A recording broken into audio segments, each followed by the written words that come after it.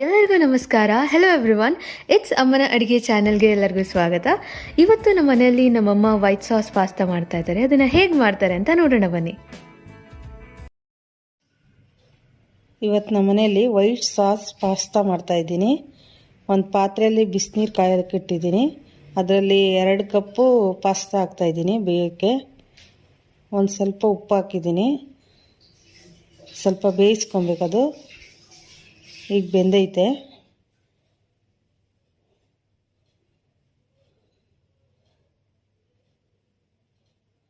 ಅದನ್ನು ನೀರೆಲ್ಲ ತೆಗೆದು ಇಡಬೇಕು.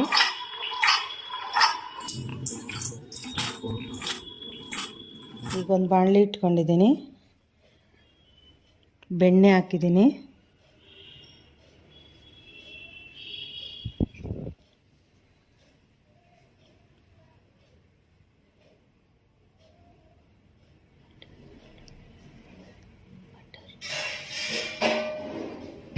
ಬೆಣ್ಣೆ ಕರಗಲಿ.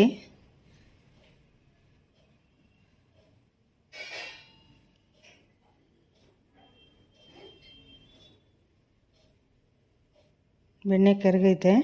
ಬೆಳ್ಳುಳ್ಳಿ ಒಂದು 10 ಇಳ್ಕು ತೊಗೊಂಡಿದ್ದೀನಿ, ಸಣ್ಣಗೆ ಹಚ್ಚಿಟ್ಟಿರೋದು.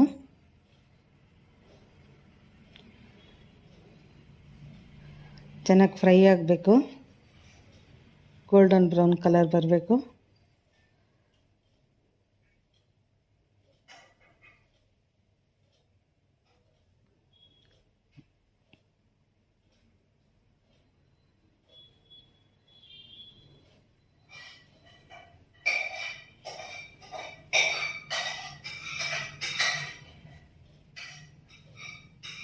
ಈಗ ಇದಕ್ಕೆ ಮೈದಾ ಹಿಟ್ಟು ಹಾಕ್ತಾಯಿದ್ದೀನಿ 2 ಸ್ಪೂನು.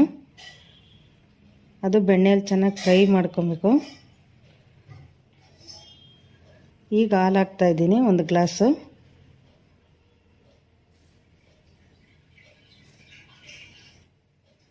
ಅದು ಗಂಟು ಆಗಬಾರ್ದು, ಚೆನ್ನಾಗಿ ತಿರುಗಿಸ್ಕೊಬೇಕು ಮೈದಾ ಹಿಟ್ಟು.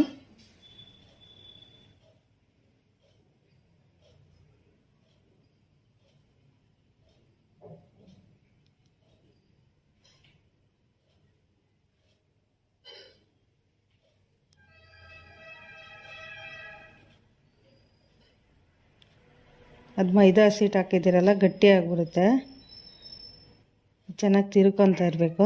ಇನ್ನೊಂದು ಅರ್ಧ ಗ್ಲಾಸ್ ನೀರು ಹಾಕೋಣ ಹಾಲು ಜೊತೆಲಿ.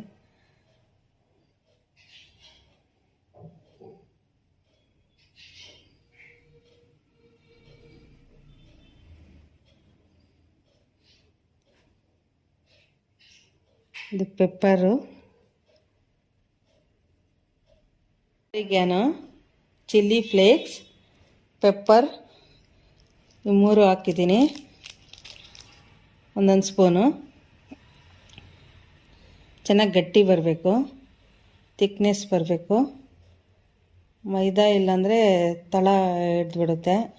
ತಿರುಗಿಸ್ತಾ ಇರಬೇಕು.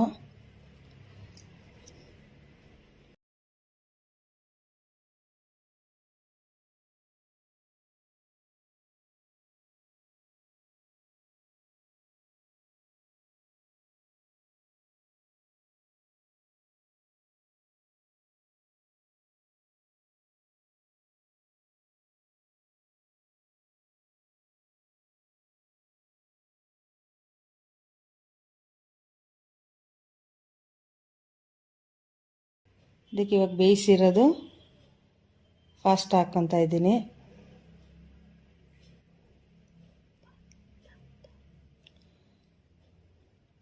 ಫಾಸ್ಟ್ ಹಾಕಿ ತಿರುಗಿಸ್ತಾ ಇದ್ದೀನಿ.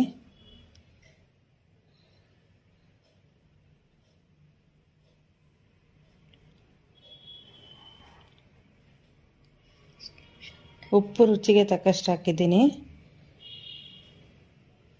ಚೀಸ್ ಸ್ವಲ್ಪ ಹಾಕಿದ್ದೀನಿ. ಪೆಪ್ಪರ್ ಇನ್ನೊಂದು ಸ್ವಲ್ಪ ಹಾಕಿದ್ದೀನಿ, ಸ್ವಲ್ಪ ಖಾರ ಕಡಿಮೆ ಆಗಿತ್ತು. ಚೀಸ್ ಸ್ವಲ್ಪ ಹಾಕಿದ್ದೀನಿ.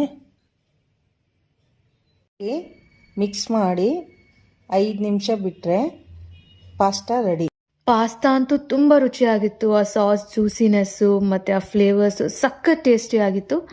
ನೀವು ಖಂಡಿತ ಟ್ರೈ ಮಾಡಿ ಅಂತ ಹೇಳ್ತಾ, ಈ ರೆಸಿಪಿ ನಿಮ್ಗೆ ಇಷ್ಟ ಆಗಿದ್ರೆ ಲೈಕ್ ಮಾಡಿ, ಶೇರ್ ಮಾಡಿ ಮತ್ತು ಸಬ್ಸ್ಕ್ರೈಬ್ ಮಾಡಿ. ಧನ್ಯವಾದಗಳು ಹಾಗೂ ಶುಭ ದಿನ.